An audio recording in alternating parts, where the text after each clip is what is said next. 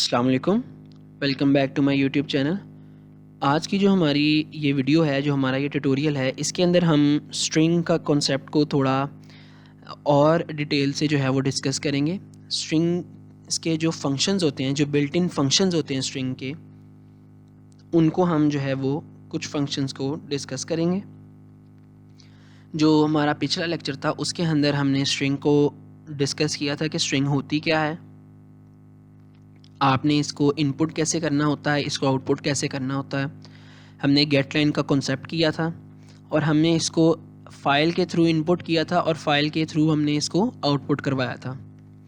तो आज हम क्या करेंगे, इस वीडियो में हम क्या करेंगे, इस स्ट्रिंग के कुछ बिल्ट इन फंक्शंस होते हैं, ठीक है, जो इस लाइब्रेरी में पड़े होते हैं, इस इंक्लूड स्ट्रिंग की लाइब्रेरी में, इनको हम डिस्कस करेंगे।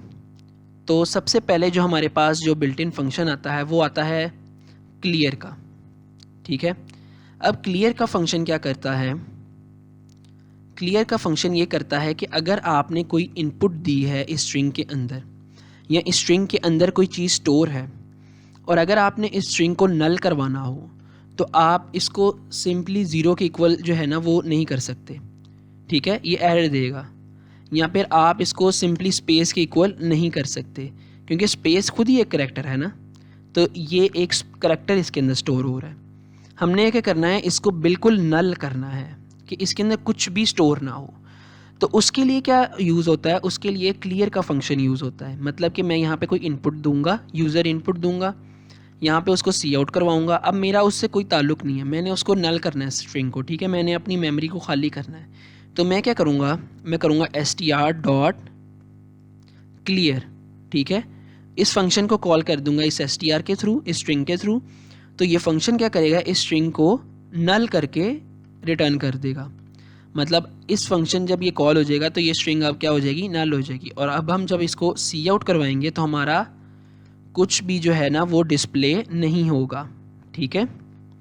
हम क्या करते हैं, इसको रन करते हैं और देखते हैं कि ये हमारा कॉन्सेप्ट कैसा है। हमने इसको रन किया। अब सबसे पहले हमने गेट लाइन से हमने क्या करना है, हमने इनपुट देनी है। मैंने द प्रोग्राम की इनपुट दे रहा हूँ। अब आप देख सकते हैं कि उसने द प्रोग्राम जो है वो डिस्प्ले किया है यहाँ सी आउट से, ठीक है, सी आउट str किया। उसके बाद उसने किया है str डॉट क्लियर, मतलब अब स्ट्रिंग क्या हो गई है, नल हो गई है, इसके अंदर कुछ भी नहीं पड़ा। तो उसके बाद जब str को हमने सी आउट किया है तो उसने आगे कुछ भी डिस्प्ले नहीं किया हुआ, ठीक है, कुछ भी जो है वो डिस्प्लेड नहीं है। तो इसका मतलब ये है कि हमारा ये फंक्शन जो है ये काम करता है और ये क्या करता है, हमारी स्ट्रिंग को नल कर देता है। तो क्लियर का फंक्शन जो है वो हमारा हो गया। अब हम चलते हैं अपने नेक्स्ट फंक्शन की तरफ, और वो नेक्स्ट फंक्शन क्या है, कंपेयर का फंक्शन। अब कंपेयर का फंक्शन क्या करता है, कंपेयर का फंक्शन बेसिकली यूज़ होता है दो स्ट्रिंग्स के दरमियान कंपैरिजन करने में। मतलब कि अगर हमने दो स्ट्रिंग्स को देखना हो कि दोनों स्ट्रिंग्स आपस में इक्वल हैं या नहीं, तो हम ये कंपेयर का फंक्शन जो है वो यूज़ कर सकते हैं। मतलब कि मैं क्या करूँगा, इस कंपेयर के फंक्शन को कॉल करूँगा, ठीक है, और उसके अंदर एक स्ट्रिंग जो है ना वो भेजूँगा। एक स्ट्रिंग के थ्रू कॉल करूँगा और एक स्ट्रिंग को उस कंपेयर के फंक्शन में एज अ पैरामीटर सेंड करूँगा। ये फंक्शन क्या करेगा, दोनों स्ट्रिंग्स को कंपेयर करेगा, और अगर दोनों स्ट्रिंग्स इक्वल होंगी तो हमें रिटर्न क्या करेगा, ज़ीरो, ठीक है, ज़ीरो जो है वो रिटर्न करेगा। और अगर दोनों स्ट्रिंग्स इक्वल नहीं होंगी तो ये हमें -1 रिटर्न करेगा या कोई भी वैल्यू और रिटर्न करेगा, ठीक है। तो आए हम इसको टेस्ट करते हैं। सबसे पहले हमें इसके लिए एक और स्ट्रिंग बनानी पड़ेगी, स्ट्रिंग str। अब मैं क्या करता हूँ, इसको मैं हार्ड कोडेड इनपुट ही दे देता हूँ ताकि मुझे बार बार जो है वो एंटर ना करनी पड़े। तो मैं इसको देता हूँ दा की इनपुट, ठीक है, और जो हमने str1 बनाई है इसको मैं देता हूँ, इसको भी मैं दा की इनपुट ही देता हूँ, ठीक है। अब मैं क्या करूँगा, इन दोनों को कंपेयर करूँगा। मैं क्या करूँगा, str डॉट, ठीक है, str डॉट कंपेयर, और उस कंपेयर के अंदर मैं क्या करूँगा, यहाँ पे हमने सेमीकोलन लगाया, हमने सेमीकोलन लगा दिया। अब उस कंपेयर के फंक्शन के अंदर मैं क्या करूँगा, मैंने इस कंपेयर के फंक्शन के अंदर क्या भेजना है, दूसरी स्ट्रिंग भेजनी है जिस स्ट्रिंग के साथ मैंने कंपेयर करना है। जिस स्ट्रिंग के साथ मैंने इस स्ट्रिंग को str को कंपेयर करना है वो मैं इस कंपेयर के फंक्शन के अंदर एज अ पैरामीटर भेजूँगा। और अगर ये फंक्शन मुझे 0 रिटर्न करता है तो मतलब कि ये दोनों स्ट्रिंग्स इक्वल हैं। लेकिन अगर ये फंक्शन मुझे कुछ और रिटर्न करता है, ज़्यादातर ये -1 रिटर्न करता है, ठीक है। तो अगर ये फंक्शन मुझे 0 के अलावा कोई और वैल्यू रिटर्न करता है तो मतलब कि हमारी स्ट्रिंग जो है वो इक्वल नहीं है। तो हम इसको पहले टेस्ट करते हैं इक्वल के लिए और फिर हम इसको टेस्ट करेंगे नॉट इक्वल के लिए, ठीक है। तो हम एल्स में कर देते हैं सी आउट नॉट इक्वल, ठीक है। अब हम इसको रन करते हैं और देखते हैं कि हमारी जो स्ट्रिंग है वो दोनों इक्वल आती हैं कि नहीं। वैसे हमारी स्ट्रिंग इसमें क्या आनी चाहिए, इक्वल आनी चाहिए, क्योंकि हमारी दोनों स्ट्रिंग्स में दा पड़ा हुआ है, ठीक है। तो हम इसको रन करते हैं और रन करके जब आप आउटपुट देख रहे हैं तो अब आपको क्या नज़र आ रहा है, यहाँ पे लिखा हुआ है कि ये इक्वल हैं। मतलब कि क्या हुआ, हमने इस कंपेयर के फंक्शन को कॉल किया, इस str को और इस str1 को कंपेयर किया, ये दोनों इक्वल हैं क्योंकि इनकी वैल्यूज़ इक्वल थी। इसने क्या रिटर्न किया, 0, क्योंकि इक्वल पे ये क्या रिटर्न करता है, 0। तो 0 कहाँ स्टोर हुआ, रिजल्ट में। उसके बाद हमने रिजल्ट को चेक किया कि अगर ये रिजल्ट के अंदर वैल्यू 0 है तो मतलब कि ये इक्वल हैं, लेकिन अगर 0 नहीं है तो नॉट इक्वल है। लेकिन इस केस में क्या थी, ये इक्वल थी, तो यहाँ पे ये इफ़ की कंडीशन जो है वो रन हो गई, रिजल्ट इज़ इक्वल टू 0 आ गया, तो ये क्या हो गई, इक्वल हो गई। अब हम टेस्ट करते हैं अपने प्रोग्राम को नॉट इक्वल के लिए, तो हम कर देते हैं द प्रो कर देते हैं, ठीक है, दूसरी स्ट्रिंग को। अब हम इसको रन करते हैं और अब आप देख सकते हैं आपके पास क्या आउटपुट आ रही है, नॉट इक्वल की। ये दोनों स्ट्रिंग्स कंपेयर हुई। अब इसने यहाँ पे रिजल्ट में 0 जो है वो रिटर्न नहीं किया, यहाँ पे -1 या कुछ और रिटर्न किया और वो एल्स वाली कंडीशन चली और वो नॉट इक्वल आ गई। तो ये था हमारा कॉन्सेप्ट कंपेयर के फंक्शन का, ठीक है। तो अब हम चलते हैं अपने नेक्स्ट फंक्शन की तरफ जो कि है लेंथ का फंक्शन। लेंथ का फंक्शन बेसिकली क्या होता है, लेंथ का फंक्शन एक शॉर्ट फंक्शन होता है जो कि आपको आपकी स्ट्रिंग की लेंथ जो है ना वो रिटर्न करता है। मतलब कि जैसे मेरी इस str की लेंथ क्या है, मेरी इस str की लेंथ है 3, ठीक है, क्योंकि इसके अंदर 3 जो है कैरेक्टर्स पड़े हुए हैं। इस str की लेंथ क्या है, 1 2 3 4 5 6 7। इस str की लेंथ है 7 क्योंकि इसके अंदर 7 कैरेक्टर्स जो है ना वो पड़े हुए हैं। तो हम क्या करते हैं, हम इसकी लेंथ को हम क्या करते हैं, डिस्प्ले करवाते हैं। हम इसको और भी काफ़ी जगह पे यूज़ कर सकते हैं, लेकिन हम सिर्फ इस फंक्शन को टेस्ट कर रहे हैं और इसका कॉन्सेप्ट ले रहे हैं, तो हम क्या करते हैं, इसको डिस्प्ले करवाते हैं कि ये रिटर्न क्या करता है।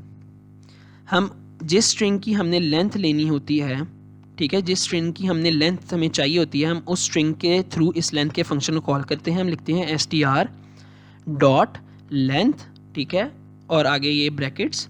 अब ये लेंथ का फंक्शन क्या करता है, इस लेंथ के फंक्शन के अंदर ये इस लेंथ को काउंट करता है इसकी स्ट्रिंग की, और जो काउंट होता है, जो इसका साइज़ होता है, वो इसको रिटर्न करता है। मतलब यहाँ पे इसको 3 रिटर्न करना चाहिए। और हम जो है ना वो दूसरी स्ट्रिंग की भी लेंथ जो है ना वो टेस्ट कर लेते हैं यहीं पे। यहाँ पे हमारी दूसरी स्ट्रिंग क्या थी, str1, ठीक है। अब हम इसको रन करके देखते हैं और देखते हैं हमारा क्या आंसर आता है। अब आप देख सकते हैं आपका आंसर क्या आ रहा है, 3 और 7। मतलब कि इसकी लेंथ उसने रिटर्न की 3 और दूसरी स्ट्रिंग की क्या लेंथ रिटर्न की, 7। तो ये था आपका लेंथ का फंक्शन। लेंथ का फंक्शन क्या करता है, तो लेंथ का फंक्शन क्या करता है, वो आपकी स्ट्रिंग की जो लेंथ होती है, जो आपकी स्ट्रिंग के अंदर कैरेक्टर्स के काउंट होते हैं कि कितने कैरेक्टर्स आपकी स्ट्रिंग में पड़े हैं, वो आपको आपकी स्ट्रिंग का साइज़ जो है ना वो इंटीजर वैल्यू जो है वो रिटर्न करता है, ठीक है। तो ये था आपका लेंथ का कॉन्सेप्ट। अब हम चलते हैं नेक्स्ट अपने फंक्शन की तरफ जो कि है इंसर्ट का फंक्शन। ठीक है। एक तो तरीका हमने किया था हार्ड कोडेड इंसर्शन, मतलब ये हम इंसर्ट कर रहे हैं ना स्ट्रिंग में, इनपुट इंसर्ट कर रहे हैं, इनपुट दे रहे हैं। अब हम फंक्शन के थ्रू भी इनपुट दे सकते हैं। अगर फ़र्ज़ करें कि मेरे पास ये THE है और मैंने ये TH के बाद ये कैपिटल A एंटर करना है, तो मैं ये कैसे करूँगा? मेरे पास ये इंसर्ट का फंक्शन है, ठीक है। इंसर्ट का फंक्शन क्या करता है? इंसर्ट का फंक्शन आपसे इंडेक्स मांगता है कि आपने किस इंडेक्स पे क्या इंसर्ट करना है। मतलब कि जैसे इसका इंडेक्स होगा 0 1, ठीक है, और यहाँ पे मैंने क्या करना है, इंसर्ट 2 के ऊपर मैंने करना है इंसर्ट ये बड़ा A, तो मैं उसको कहूँगा भाई सेकेंड इंडेक्स के ऊपर A इंसर्ट कर दे। तो इससे हमें पता चलता है कि इंसर्ट का फंक्शन जो है वो 2 पैरामीटर्स लेगा। पहला पैरामीटर कि भाई आपने किस इंडेक्स के ऊपर इंसर्शन करनी है, ठीक है, तो पहला पैरामीटर हो गया इंटीजर वैल्यू कि आपने इंडेक्स देना है। और दूसरा पैरामीटर क्या हो गया, आपकी वैल्यू कि आपने क्या इंसर्ट करना है, ठीक है। और हम इसको कॉल करते हैं, जिस स्ट्रिंग के अंदर हमने इंसर्शन करनी है उस स्ट्रिंग के थ्रू हम इसको कॉल करेंगे str.insert। और उस इंसर्ट के अंदर हम क्या करेंगे, सबसे पहले हम इंडेक्स देंगे, हम कहेंगे 2 सेकेंड इंडेक्स पे मुझे A जो है वो स्टोर कर दो, ठीक है। और हम इसको अब सी आउट करवाते हैं, सी आउट str, ठीक है, और देखते हैं हमारा A स्टोर हुआ है कि नहीं। इसको हम रन करते हैं। अब रन कर किया हमने, तो अब आप देख सकते हैं हमारा जो A है वो स्टोर हो चुका है। पहले हमारी स्ट्रिंग क्या थी, THE, उसके अंदर सेकेंड इंडेक्स पे उसने A स्टोर किया, क्योंकि हमारी इंडेक्सिंग कहाँ से शुरू होती है, हमेशा 0 से। हमने पिछली वीडियोस में अरे में पढ़ा था कि हमारी इंडेक्सिंग हमेशा 0 इंडेक्स से शुरू होती है, ठीक है। तो ये 0, ये 1 और ये सेकेंड इंडेक्स के ऊपर उसने A स्टोर कर दिया। अब हम देखते हैं कि अगर हमने कोई बड़ी स्ट्रिंग स्टोर करनी हो, मतलब कि हम यहाँ पे ABCDEFG स्टोर करते हैं, तो देखते हैं कि वो ये सारी स्ट्रिंग इसमें स्टोर करता है कि नहीं। हमने रन किया और अब आप देख सकते हैं उसने ये सारी की सारी स्ट्रिंग स्टोर कर दी। उसने क्या किया, सेकेंड इंडेक्स से, क्योंकि हमने उसको कहा था सेकेंड इंडेक्स से आपने जो है ना वो स्टोर करना है, तो उसने सेकेंड इंडेक्स से स्टोर करना शुरू किया और आगे जब तक हमने वो स्ट्रिंग दी थी उसने सारी की सारी स्टोर कर दी, और एंड के ऊपर वो वाला E आ गया जो हमारा ये THE वाला था, ठीक है। मतलब उसने सेकेंड इंडेक्स से शुरू किया और उसने सारी की सारी जो हमने स्ट्रिंग दी थी उसने इनपुट कर दी, और उसके बाद बाकी की वैल्यू जो थी वो उसके साथ उसने जो है ना वो मिला दी, ठीक है। तो ये था आपका इंसर्शन का जो कॉन्सेप्ट था, ठीक है। अब हमारा जो नेक्स्ट फंक्शन है वो है एम्प्टी का फंक्शन। एम्प्टी का फंक्शन क्या करता है, हमें एम्प्टी का फंक्शन जो है वो बेसिकली हमें एक नॉलेज देता है या हमें एक इंफॉर्मेशन देता है कि आपकी स्ट्रिंग इस टाइम एम्प्टी है या नहीं। मतलब कि जैसे अब मेरी स्ट्रिंग जो है str वो इस टाइम एम्प्टी नहीं है, ठीक है। str इस टाइम एम्प्टी नहीं है, उसके अंदर THE की वैल्यू पड़ी हुई है। लेकिन अगर मैं इसके अंदर कोई वैल्यू नहीं देता तो अब क्या है, अब ये एम्प्टी है। तो आगे जाके कहीं हमें अगर कुछ यूज़ करना पड़ गया कि हमारी कहीं कंडीशन लगानी पड़ गई कि हमारी स्ट्रिंग एम्प्टी है, तो हमने ये काम करना है, मतलब हमारी स्ट्रिंग एम्प्टी है तो हमने इसके अंदर स्टोर करना है, ठीक है। तो उसके लिए हमें ये एम्प्टी का फंक्शन जो है वो यूज़ करना पड़ेगा। अब ये एम्प्टी का फंक्शन क्या करता है, ये जो है हमें रिटर्न करता है वैल्यूज़ ट्रू या फॉल्स में। अगर आपकी स्ट्रिंग एम्प्टी होती है तो ये हमें रिटर्न करता है ट्रू कि आपकी स्ट्रिंग एम्प्टी है। लेकिन अगर आपकी स्ट्रिंग एम्प्टी नहीं होती तो ये हमें क्या रिटर्न करेगा, फॉल्स। तो अब हम इसको टेस्ट करते हैं। हम लिखते हैं इफ़, जिस स्ट्रिंग को हमने चेक करना है उसके थ्रू हम इसको कॉल करेंगे str.empty, ठीक है। अगर ये स्ट्रिंग एम्प्टी है तो सी आउट कर दे एम्प्टी, ठीक है। और अगर ये एम्प्टी नहीं है तो एल्स में हम क्या करेंगे, हम स्टोर कर देंगे सी आउट नॉट एम्प्टी, ठीक है।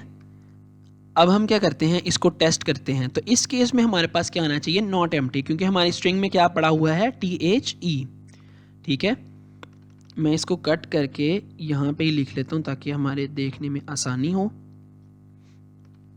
ठीक है, अब हम इसको टेस्ट करते हैं, हम इसको चलाते हैं और अब आप देख सकते हैं आपकी आउटपुट क्या आ रही है, नॉट एम्प्टी, मतलब कि आपकी स्ट्रिंग एम्प्टी नहीं है। ठीक है, इसने क्या रिटर्न किया, फंक्शन ने फॉल्स, तो ये कंडीशन क्या होगी, फॉल्स होगी, ये नहीं चली तो एल्स वाली कंडीशन जो है वो रन हो गई। अब हम क्या करते हैं, इसको एम्प्टी रखते हैं और देखते हैं हमारा ये इफ़ चलता है कि नहीं। अब हमने इसको रन किया, अब आप देख सकते हैं अब आपके पास जो आउटपुट आ रही है वो क्या आ रही है, एम्प्टी। हमने जो स्ट्रिंग को एम्प्टी रखा तो उसने यहाँ पे ट्रू रिटर्न किया इस फंक्शन ने। तो ये था हमारा फंक्शन एम्प्टी का, ये कॉन्सेप्ट हमारा एम्प्टी का हो गया। अब हम चलते हैं अपने नेक्स्ट और last but not the least function के ऊपर, जो कि है अपेंड का फंक्शन। अपेंड का जो फंक्शन है वो क्या करता है, जैसे हमारा इंसर्ट का फंक्शन था, इंसर्ट के फंक्शन के अंदर हम दो पैरामीटर्स देते थे इंसर्ट को, पहला कि इंडेक्स और सेकंड कि क्या इंसर्ट करना है आपने। ठीक है, तो वो उस इंडेक्स के ऊपर जाके सारी स्ट्रिंग जो था वो इंसर्ट कर देता था। अपेंड का फंक्शन क्या करता है कि जैसे हमारी स्ट्रिंग में THE पड़ा हुआ है, तो ये क्या करता है, हम इसको सिर्फ एक पैरामीटर देते हैं कि आपने ये स्ट्रिंग जो है इसके अंदर अपेंड करनी है। ठीक है, तो अपेंड क्या करता है, वो इंसर्ट करता है लेकिन सबसे एंड के ऊपर। मतलब अगर मैं इसको कहूँ कि मुझे बड़ा ए अपेंड कर दे, तो वो अपेंड करेगा एंड के ऊपर। अगर मैं इसको और वैल्यूज़ दूंगा तो वो सारी की सारी वैल्यूज़ जो हैं वो एंड के ऊपर जो हैं वो अपेंड करता जाएगा, एंड से इंसर्ट करता जाएगा। हम इसको जो है वो टेस्ट करते हैं और देखते हैं ये कैसे काम करता है। ठीक है, तो हम सबसे पहले करेंगे जिस स्ट्रिंग के अंदर हमने अपेंड करना है उस स्ट्रिंग के थ्रू हम इसको कॉल करेंगे। उसके बाद हमने इसके अंदर क्या करना है, देनी है स्ट्रिंग जो हमने अपेंड करवानी है। तो मैं करता हूँ ABC। ठीक है, अब यहाँ पे मैं सी आउट करता हूँ STR को और चेक करता हूँ कि हमारी ये स्ट्रिंग अपेंड हुई है कि नहीं, क्योंकि पहले हमारे पास क्या पड़ा हुआ है STR में, THE। इसको मैं रन करता हूँ, मैंने रन किया और अब आप देख सकते हैं आपकी जो स्ट्रिंग है वो अपेंड हो गई है। उसने THE के बाद ABC जो था वो इंसर्ट कर दिया। ठीक है, अगर मैं और चीज़ें करना चाहूँ तो अगर मतलब मैं एक और दफ़ा अपेंड का फंक्शन लिखता हूँ और उसके अंदर मैं एक और दफ़ा स्ट्रिंग जो है वो करवा रहा हूँ QWE। ठीक है, तो अब मैं जब इसको दोबारा से सी आउट करवाऊँगा, बीच में एंडर लगा लेता हूँ। ठीक है, अब मैं 3 दफ़ा इसको प्रिंट करवाऊँगा कि पहले हमारी स्ट्रिंग थी THE, फिर हुई THE ABC, उसके बाद हमारी स्ट्रिंग होगी THE ABC QWE। ठीक है, मैंने इसको रन किया, अब आप देख सकते हैं सबसे पहले हमारी स्ट्रिंग क्या आई, THE। उसके बाद हमने अपेंड किया तो आई THE ABC। उसके बाद हमने दोबारा अपेंड किया QWE, तो हमारी स्ट्रिंग होगी THE ABC QWE। ठीक है, तो ये था आपका अपेंड का फंक्शन और उसका कॉन्सेप्ट। तो उम्मीद है कि आपको ये वीडियो जो है ये पसंद आई होगी और आपने कुछ इस वीडियो से सीखा होगा। अगर आपने इस वीडियो से आपको कुछ फ़ायदा हुआ है तो प्लीज़ हमारे चैनल को जो है वो सब्सक्राइब करें और इस वीडियो को लाइक करें। आपका देखने का बहुत बहुत शुक्रिया।